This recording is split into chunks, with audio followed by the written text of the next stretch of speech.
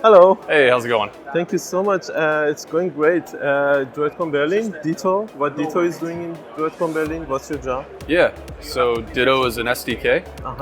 It allows devices to sync without the internet. So right here we have a table full of devices that are running a point of sale machine. And how that works is Ditto is an SDK that gets embedded inside the application. Okay. And from that point on, devices are able to sync data through the transports. As you can see here on this screen, all these devices are syncing through Bluetooth Low Energy, local area network, peer-to-peer Wi-Fi, and we also have the cloud transport as well. So Ditto is a system of peers. We have small peers, which are your typical mobile edge devices, and then we have our cloud system as well that kind of contains all the data from all the mesh networks. Okay, that's great. What's the use case of this type of systems? Yeah, so we're very commonly used in point of sale. So you can imagine a restaurant storefront that might contain iPads for ordering, point of sales at the desktop counter, kitchen display screens in the back of the kitchen. We just sync data from device to device. And if the customer has any internet issues, we still are able to operate fully because of that local sync that we provide.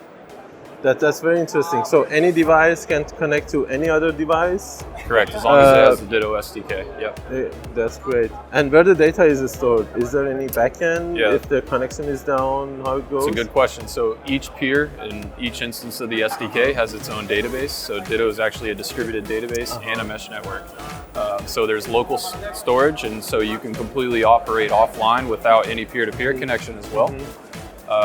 I mentioned the big peer before. That is the data source in the cloud. So all data goes up there, and then we have APIs that can communicate with external systems via Kafka or webhooks.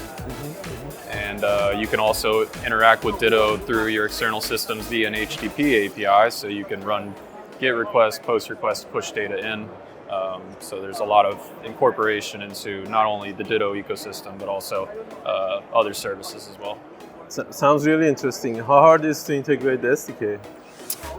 Ditto is a database, so your size may vary as far as what that integration looks like. If you have an application that has an existing database, there is a refactoring requirement. Greenfield applications are obviously ideal, but that's not always the case in a lot of customer situations. So we kind of take a look at the customer first and what they have. Typically estimate around a 3 to 6 month initiative to do the refactor, and then maybe a few months of the journey to production.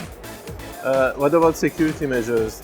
Because then you have different channels. There can be some man in the middle trying to fetch. How does it work? Yeah, so each peer has its own certificate that's distributed via the big peer. This certificate is just your typical X509 cert that is given credentialing via your auth API. So when devices come in communication with each other, they do some handshaking with this certificate, make sure those credentials come from that same root authority. From that point on, we establish a TLS 1.3 connection over all those transports. So something like Bluetooth actually isn't encrypted by nature, but we actually do the encryption ourselves. So everything is fully encrypted in the way that we transmit that data over the sync. Okay.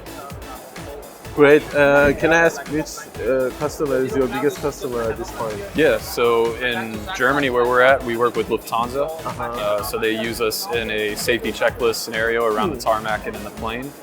We also work with Delta Airlines in the United States, as well as Chick-fil-A and the point-of-sale restaurant industry, as well as some military use cases in the US as well. Okay, great. Thanks for your time. All right, thank you. Yeah, have a nice rest. You too.